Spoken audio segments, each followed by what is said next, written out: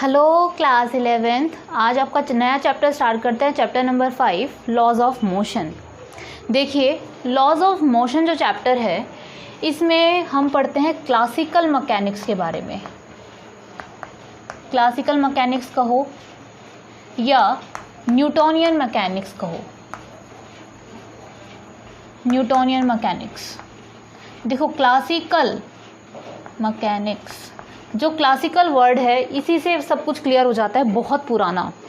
ऐसी स्टार्टिंग में मतलब ये इस टॉपिक में हम पढ़ेंगे पुरानी फिजिक्स के बारे में कि कुएं में से पानी निकाल रहे हैं, पुली लगा रखी, तो बताओ टेंशन कितना लगेगा, वेट कितना लगेगा, बंदर चढ़ रहा है उसका वेट नीचे कितना लगेगा, नॉर्मल रिएक्शन फोर्सेस कितना लगेंगे। ये जो क्लासिकल मैकेनिक्स है या फिर जो न्यूटोनियन मैकेनिक्स है ये बहुत पुरानी है, 1642 के आसपास की है। ठीक है, इसमें हम पढ़ते हैं, देखिए एक होता है आपके पास काइनेमेटिक्स और एक होता है डायनेमिक। जो काइनेमेटिक होता है इसमें हम पढ़ते हैं कि भाई किसी बॉडी, इसमें इफ़ेक्ट्स के बारे में पढ़ते हैं, भाई बॉडी रेस्ट में है, मोशन में है। इफ़ेक्ट्स के बारे में पढ़ते हैं कि बॉडी रेस्ट में है या मोशन में है। कोई बॉडी चल रही है तो हम कहेंगे भाई मोशन में है, रेस्ट पे है, बिल्कुल अपनी रेस्ट पोजीशन पे है तो बॉडी रेस्ट पे है। डायनामिक में हम पढ़ते हैं क्यों है, रीजंस पढ़ते हैं, reasons why they are in rest and why they are in motion. इन इफ़ेक्ट्स की स्टडी की जाती है डायनामिक में। ठीक है, तो काइनेमेटिक्स में आप पढ़ते हो बॉडी मोशन में है या रेस्ट में है। अब मान लीजिए आपकी कोई बॉडी रखी थी यहाँ, ठीक है, अब वो बॉडी की जो यहाँ पर वेलोसिटी थी वो u थी। ठीक है, अब उससे पोजीशन चेंज हो गई और वो यहाँ आ गई। ठीक है, पोजीशन चेंज होने के बाद अब ये यहाँ क्यों आई, इसने अपनी इतना चेंज क्यों किया, why the body changes position. ठीक है, why the body changes its position. तो पोजीशन इसने क्यों चेंज की होगी भाई, हो सकता है इसके ऊपर फोर्स लगाओ, फोर्स लगने की वजह से आपने किसी ब्लॉक, कोई फ्लोर के ऊपर कोई ब्लॉक रखा है, आपने उसके ऊपर फोर्स लगाया, तो फोर्स लगाने से ब्लॉक की पोजीशन शिफ्ट हो गई, तो ब्लॉक की पोजीशन चेंज हुई तो आपकी बॉडी ने अपनी पोजीशन क्या कर ली, चेंज कर ली। तो बॉडी की पोजीशन चेंज होने का रीज़न क्या रहा, वो सब आप किस में पढ़ते हो, डायनामिक में। अगर आप पढ़ते होते काइनेमेटिक्स तो काइनेमेटिक्स में आप सिर्फ ये पढ़ते कि ऐसा क्यों, मतलब बॉडी ने पोजीशन चेंज कर ली, बस क्यों का रीज़न आप पढ़ते हो किस में, डायनामिक्स में। ठीक है, तो अब हम पढ़ेंगे भाई क्या हुआ, क्या लगा इसके ऊपर, क्यों चेंज की, फोर्स लगा। फोर्स क्या होता है, फोर्स वो होता है जिसके लगने से कोई बॉडी अपनी डायरेक्शन चेंज कर ले, रेस्ट से मोशन में आ जाए, मोशन से रेस्ट में आ जाए या फिर अपनी डायरेक्शन बदल ले। ठीक है, तो आज हम पढ़ेंगे types of forces. Types of forces, देखिए पहला तो टाइप ऑफ फोर्सेस है non contact forces, non contact forces. दूसरा contact forces. Third nuclear forces and fourth one is weak nuclear forces, weak nuclear force. देखिए नॉन कांटेक्ट, जो contact में ना हो, ऐसे फोर्सेस जो बॉडी के कांटेक्ट में होने की वजह से नहीं लगती। जैसे आपने पढ़ा होगा हमारी अर्थ सूरज के अबाउट रोटेट करती है, किस वजह से रोटेट कर पाती है, ग्रेविटेशनल फोर्स की वजह से। तो नॉन कांटेक्ट फोर्सेस का सबसे पहला एग्जांपल, सबसे पहला फोर्स है ग्रेविटेशनल फोर्स। देखिए क्या अर्थ और क्या सन एक दूसरे के साथ कांटेक्ट में है, नहीं है, रोटेट करते हैं, उनके बीच में डिस्टेंस है, तो that type of forces are known as non contact forces. Contact force वो होते हैं जब कोई चीज़ बॉडी आपस में कॉन्टैक्ट में हो। एक बॉडी, जैसे मेरा हाथ, ये वाला हाथ इस बॉडी इसके ऊपर रखा हुआ है, तो अभी दोनों क्या है, कॉन्टैक्ट में है। तो कॉन्टैक्ट फोर्सेज अलग होते हैं, नॉन कॉन्टैक्ट फोर्सेज अलग होते हैं। ग्रेविटेशनल फोर्स कहूँ, इलेक्ट्रोस्टैटिक फोर्स, मैग्नेटिक फोर्स, ये तीनों तरह के जो आपके फोर्सेस हैं ये किसके अंदर आते हैं, आपके नॉन कॉन्टैक्ट फोर्सेस के अंदर आते हैं। ठीक है, इनके लिए आपको कॉन्टैक्ट की ज़रूरत नहीं पड़ती। कॉन्टैक्ट फोर्स में आपके कौन कौन से फोर्सेस आते हैं, टेंशन फोर्स। दूसरा सबके पीछे फोर्स नॉर्मल रिएक्शन फोर्स। ठीक है, नीचे बॉडी का क्या लगता है, वेट और फ्रिक्शन फोर्स। ये जितने भी फोर्सेस हैं ये सब कैसे हैं, कांटेक्ट फोर्सेस हैं। देखिए आप चलते हैं तो चलने, आपके पैर और ज़मीन आपस में क्या है, कांटेक्ट में है। आप चलते हैं आगे इस वजह से चल पाते हैं क्योंकि आपकी बॉडी के पीछे कौन सा फोर्स लगता है, फ्रिक्शन फोर्स लगता है। देखिए अगर सरफेस बिल्कुल स्मूथ होगी, आप चलने की कोशिश करेगा, आप नहीं चल पाएंगे। जब सरफेस स्मूथ नहीं होती, रफ होती है, तो जब आप आगे की तरफ चलते हो तो फ्रिक्शन फोर्स हमेशा कहाँ लगता है, पीछे की तरफ लगता है। तो कांटेक्ट में हुई मतलब आपके पैर और ज़मीन आपस में कैसे हैं, कांटेक्ट में, कांटेक्ट फोर्सेस लगते हैं। टेंशन और नॉर्मल रिएक्शन फोर्सेस के बारे में और वेट के बारे में अभी मैं आपको एक्सप्लेन करूंगी। न्यूक्लियर फोर्सेस वो फोर्सेस होते हैं जो न्यूक्लियस के अंदर लगते हैं। आपको पता है एटम का जो साइज होता है, एटम सबने पढ़ा है, एटम क्या होता है 10 की पावर -10 मीटर, बट एटम के अंदर एक होता है न्यूक्लियस का जो साइज होता है वो होता है 10 की पावर -15 मीटर। ठीक है, इसका साइज बहुत छोटा होता है। न्यूक्लियस के अंदर होते हैं आपके न्यूट्रॉन एंड प्रोटॉन, इनसे एक फोर्स बनाया जाता है। जैसे आपने फिजन और फ्यूजन रिएक्शन सुनी होगी, एटम बम और हाइड्रोजन बम, वो न्यूक्लियर फोर्सेस के अंदर आते हैं। तो सबसे ज़्यादा इन फोर्सेस में स्ट्रॉन्गेस्ट फोर्स कौन सा है, न्यूक्लियर फोर्सेस। ठीक है, न्यूक्लियर फोर्सेस का साइज, न्यूक्लियस का साइज बेशक 10 की पावर -15 मीटर है, बहुत छोटा साइज है, बट फोर्स का जो मैग्नीट्यूड है वो बहुत ज़्यादा आता है। ठीक है, इतना ज़्यादा फोर्स का मैग्नीट्यूड आता है कि आप उसे फिजन, फ्यूजन, एटम बम और हाइड्रोजन बम सारे इसी से बनते हैं, atom bomb and hydrogen bomb. आप जब 12th में आएंगे तब आपके फिजिक्स में एक चैप्टर रहेगा एटम एंड न्यूक्लियस, उसमें आएगा आप में एटम हाइड्रोजन बम। ठीक है, फ्यूजन और फ्यूजन आप थोड़ा सा आप 10th में भी पढ़ के आए हो, सोर्सेज ऑफ एनर्जी के चैप्टर में। ठीक है, एटम बम और hydrogen bomb. Week nuclear forces, ये भी फोर्सेज होते हैं बट ये थोड़े वीक होते हैं। जेड बोसोन्स एक टाइप के पार्टिकल होते हैं, तो उनके द्वारा लगाए जाते हैं। इनको भी आपको तभी पढ़ाया जाएगा, इसके बारे में अभी मैं डिस्कस नहीं करूंगी। इन चारों में से सबसे ज़्यादा स्ट्रॉन्गेस्ट फोर्स कौन से हैं, न्यूक्लियर फोर्स। क्लियर है, स्टार्ट करते हैं नॉन कॉन्टैक्ट फोर्स से, ग्रेविटेशनल फोर्स। देखिए ग्रेविटेशनल फोर्स कैसे होते हैं, इरेज कर दूं मैं इसको।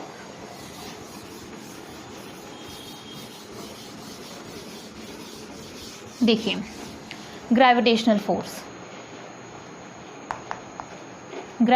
फोर्स, यूनिवर्सल ग्रेविटेशनल लॉ क्या कहता है, अगर दो बॉडी हैं, एक बॉडी ये है, इसका मास है m1, ये बॉडी है जिसका मास है m2, और दोनों के बीच में डिस्टेंस है r।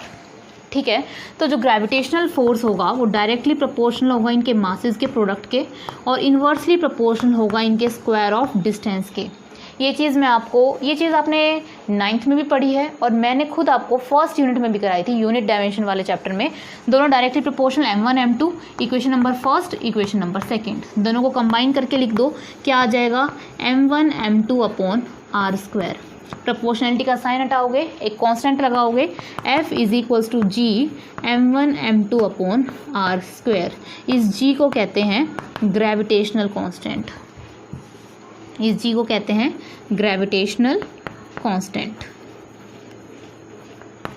ठीक है, इस ग्रेविटेशनल कांस्टेंट की वैल्यू होती है 6.67 इंटू 10⁻⁻11 न्यूटन मीटर स्क्वायर पर किलोग्राम स्क्वायर। क्लियर है, तो ये देखिए क्या ये दोनों बॉडी आपस में कांटेक्ट में थी, नहीं, दोनों के बीच में कुछ डिस्टेंस था, उसके बावजूद भी इसमें क्या लग रहा है, फोर्स लग रहा है। तो ये कौन से फोर्स के अंदर आएगा, आपका नॉन कॉन्टैक्ट फोर्स में ग्रेविटेशनल फोर्स। ठीक है, उसके बाद पढ़ेंगे इलेक्ट्रोस्टैटिक फोर्स। इलेक्ट्रोस्टैटिक्स जैसे मासेस होते हैं, वहाँ होते हैं बेटा आपके चार्जेस। ठीक है, चार्जेस होगा तो फॉर्मूला आ जाता है F is directly proportional to Q1 Q2 upon R square. ठीक है, मैग्नेटिक फोर्सेस भी ऐसे ही लगते हैं। आपने देखा होगा, अगर आप एक बार मैग्नेट रख दो, उसके पास आयरन के पार्टिकल्स को स्प्रिंकल कर दो, ठीक है, आयरन के पार्टिकल आके आपस में चिपक जाते हैं। वो दूर रखे थे ना, आयरन के पार्टिकल दूर थे, उनमें कुछ ना कुछ डिस्टेंस था, उसके बाद भी उसके साथ आके चिपक रहे हैं, यानी कि उसके बीच में कोई फोर्स लग रहा है। कॉन्टैक्ट में तो नहीं थे, ना होने के बावजूद भी जो फोर्स लगा, that type of forces are known as non contact forces. तो नॉन कॉन्टैक्ट फोर्सेज में आपके बॉडीज का कॉन्टैक्ट में होना जरूरी नहीं है। मेन जो आपका फोकस रहेगा वो कॉन्टैक्ट फोर्सेज पे रहेगा। ठीक है, तो सबसे पहले अब स्टार्ट करते हैं कॉन्टैक्ट फोर्सेज। स्टूडेंट्स आप इसको पूरे को अच्छे से, वीडियो को पॉज करके इसको अच्छे से नोट कर लीजिए। ठीक है, अब पढ़ेंगे कॉन्टैक्ट फोर्सेज के बारे में। देखिए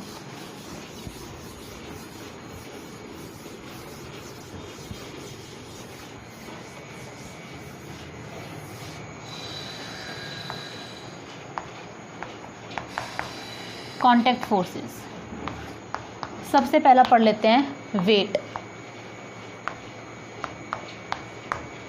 देखिए, मान लीजिए कि बॉडी है, ये बॉडी का मास है m, ठीक है।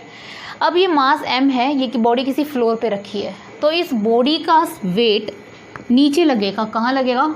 Towards the centre of earth, towards the centre of earth. कितना लगेगा इस बॉडी का weight? m into g. What is m? m is the mass of body and g क्या है आपका? Acceleration due to gravity. इतना वेट बॉडी के centre पे लगता है, एक्सेलरेशन ड्यू टू ग्रेविटी। चाहे बॉडी आपकी कहीं भी रखी हो, हमेशा बॉडी का वेट कहाँ एक्ट करेगा? टुवर्ड द सेंटर ऑफ अर्थ, ठीक है। अब देखो, ये बॉडी अर्थ के साथ कांटेक्ट में है, तभी इसका फोर्स कहाँ लग रहा है? Toward the centre of earth. That's why this is known as contact forces, ठीक है। तो चाहे बॉडी का मास कितना भी हो, उसके मास को g से मल्टीप्लाई कर दो। इस g की वैल्यू होती है, वो होती है 9.8 मीटर पर सेकेंड स्क्वायर, ठीक है। बट कई बुक्स में कई इक्वेशंस को, क्वेश्चंस को सॉल्व करने के लिए g को अप्रोक्स 10 मीटर पर सेकेंड स्क्वायर ले लेते हैं, ठीक है। जी को कितना ले लेते हैं? 10 मीटर पर सेकेंड स्क्वायर। तो याद रखना, हमेशा चाहे कोई भी बॉडी हो, कोई भी बॉडी का मास m हमेशा अर्थ के क्या लगेगा? अर्थ के सेंटर पे लगेगा, ठीक है। हमेशा वेट कहाँ एक्ट करेगा? Weight always act toward the centre of earth. Weight always acts towards the centre of earth. Clear है? ठीक, इसको नोट कर लो। This is known as weight, ठीक। अब पढ़ते हैं normal reaction force.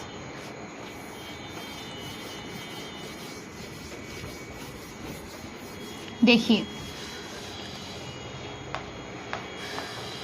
Normal reaction force,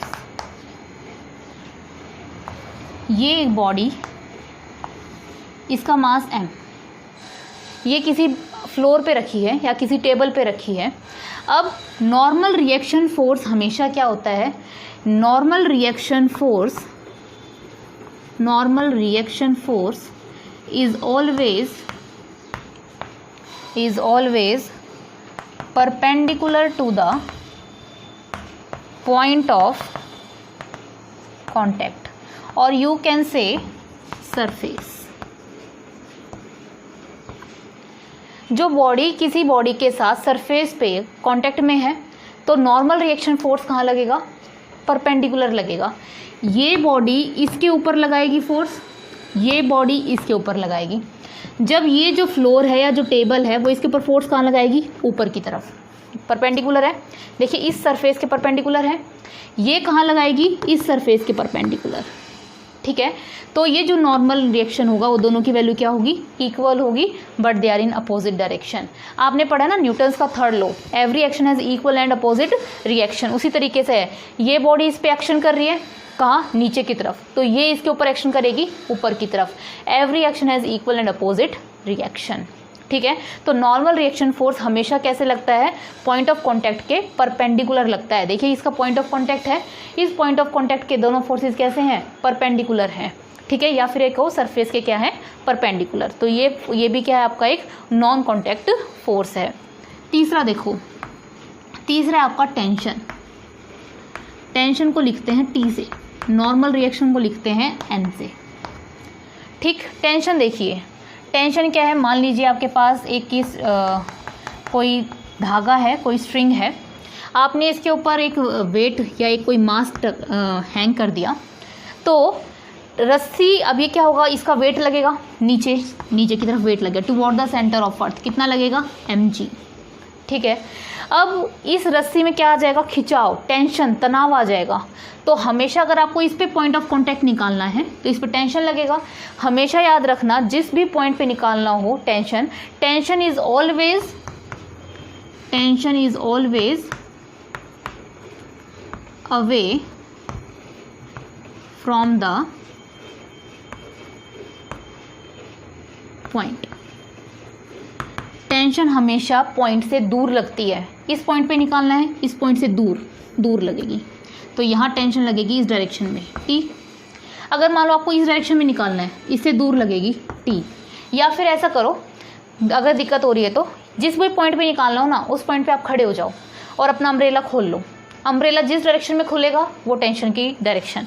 देखिए आप यहाँ हो, आप अपना यहाँ खड़े हो के अपना अम्ब्रेला खोल लो, तो अम्ब्रेला कहाँ खुलेगा? ऊपर की तरफ, यहाँ जाओगे। यहाँ निकालना है तो आप खड़े हो के अपना अम्ब्रेला खोलो, कहाँ खुलेगा? नीचे की तरफ, तो टेंशन आ गई T। ठीक है, याद रखना। अब देखो दोनों जगह टेंशन क्या आई? T, यानी कि फर्स्ट पॉइंट तो ये हो गया, यानी कि सेकेंड क्या हुआ? Tension remain same if string remain same.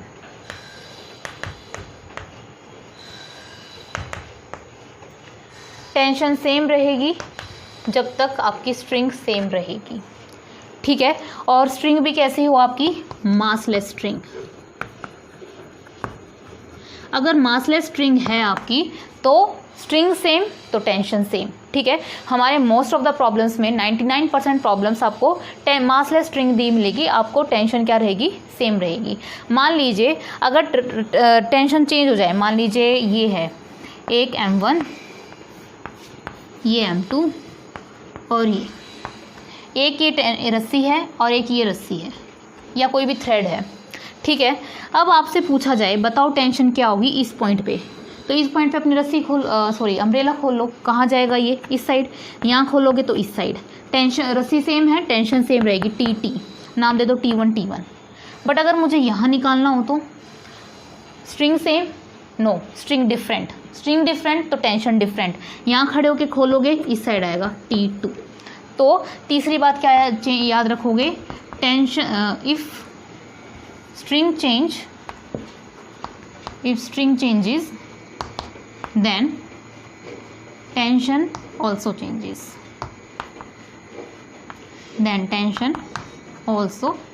changes। Clear है? तो ये भी क्या था आपका? नॉन कॉन्टैक्ट फोर्सेस था। कॉन्टैक्ट फोर्सेस वो होते हैं जब दो बॉडीज आपस में कॉन्टैक्ट में हो, नॉन कॉन्टैक्ट फोर्सेस वो होते हैं जब बॉडी आपस में कॉन्टैक्ट में ना हो। तो टेंशन में देखिए आपकी बॉडीज क्या है? कॉन्टैक्ट में नहीं है। कॉन्टैक्ट में ना होने के बाद इन पर क्या लग रहे हैं? फोर्सेज, सॉरी कॉन्टैक्ट फोर्सेज हैं। बॉडी क्या है? आपस में कॉन्टैक्ट में है। बॉडी और स्ट्रिंग आपस में कॉन्टैक्ट में है। रस्सी same, string same, tension same.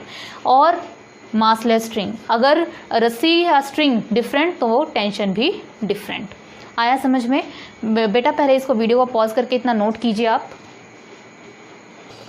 इस क्वेश्चन को देखिए। इन क्वेश्चंस को देखने के बाद आपका ये टेंशन और नॉर्मल रिएक्शन का फोर्स का टॉपिक खत्म।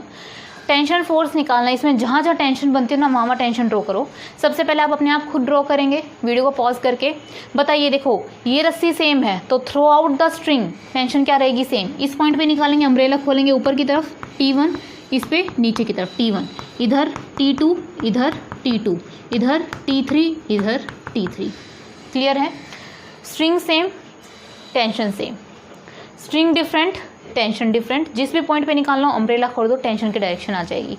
Draw normal reaction force. ये ब्लॉक का मास मान लीजिए M है, ये इस फ्लोर के साथ क्या है? कांटेक्ट में है। अच्छा, ये जो जिगजैग कर देते हैं ना, इसका मतलब क्या है? ये जो है सरफेस रफ सरफेस है। ठीक है, अगर ये सरफेस प्लेन होती तो ये इसके ऊपर क्या करता? स्लाइड कर जाता। ठीक है, अभी रफ सरफेस है ये। ठीक, रफ सरफेस है तो ये इसके साथ कांटेक्ट में है। कांटेक्ट के परपेंडिकुलर लगता है नॉर्मल रिएक्शन N, और ये भी कहाँ लगेगा? इस पे नीचे। ठीक है, तो इस तरीके से आप नॉर्मल रिएक्शन फोर्सेज और टेंशन फोर्सेज को समझ सकते हैं।